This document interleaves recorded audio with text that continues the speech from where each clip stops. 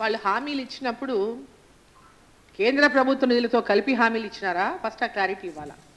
ఈ పథకాలకు అడుగుతున్నారా వాళ్ళు కేంద్ర ప్రభుత్వ నిధులు, లేదా డిఫరెంట్ డెవలప్మెంట్స్ కోసం అడుగుతున్నారా? కేంద్ర ప్రభుత్వం నిధులు దేనికోసం అడుగుతున్నారు? కేంద్ర ప్రభుత్వం రొటీన్గా ఇచ్చే నిధులన్నింటి కూడా కంటిన్యూగా ఇస్తుంది. వాటికి కాకుండా అదనంగా ఇంకేదైనా అవసరాలుండి రాష్ట్ర ప్రభుత్వం యొక్క అవసరాలను తెలంగాణ గవర్నమెంట్ తెలియజేస్తే కనుక వారికి కూడా సహకరిస్తామని చెప్పినారు.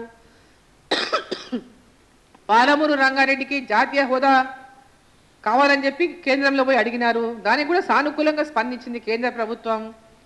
జాతీయ హోదా అనేటటువంటిది లేదు, కాకపోతే దానికి సమానంగా నిధులు ఇస్తాం అనేటటువంటి మాట కూడా చెప్పడం జరిగింది. ప్రాజెక్టు కోసం నిధులు ఇస్తామని చెప్పడం జరిగింది.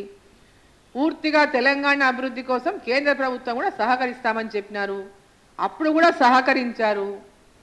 గతంలో బీఆర్ఎస్ ప్రభుత్వం అధికారంలో ఉన్నప్పుడు, టీఆర్ఎస్ ప్రభుత్వం అధికారంలో ఉన్నప్పుడు కూడా కేంద్ర ప్రభుత్వం పెద్ద ఎత్తున 9 లక్షల కోట్లకు పైగా నిధులు రాష్ట్ర ప్రభుత్వానికి ఇచ్చింది. వీళ్ళు కావాలని బీజేపీ మీద ఏదో ఒక అపవాదు తీసుకురావడానికి, సౌత్ నార్త్ అనేటటువంటి సెంటిమెంట్ ద్వారా లబ్ధి పొందడానికి అనేక ఆరోపణలు చేసింది భారతీయ జనతా పార్టీ పైన, అప్పుడున్నటువంటి టీఆర్ఎస్ పార్టీ కానీ బీఆర్ఎస్ పార్టీ కానీ.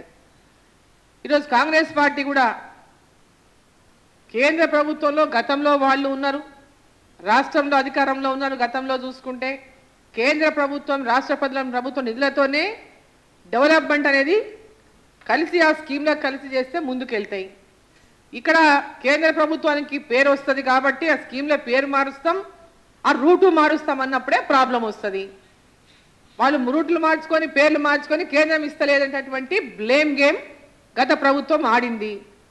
కాబట్టి ఈ ప్రభుత్వం అట్లాంటి పొరపాటు చేయకూడదని నేను భావిస్తా ఉన్నా. తెలంగాణ యొక్క అభివృద్ధి కోసం కలిసి పనిచేయాల్సినటువంటి బాధ్యతగా, తెలంగాణ అభివృద్ధి ధ్యేయంగా కలిసి పనిచేయాలని చెప్పి వాళ్ళని కూడా ఈ సందర్భంగా నేను కోరుతున్నా.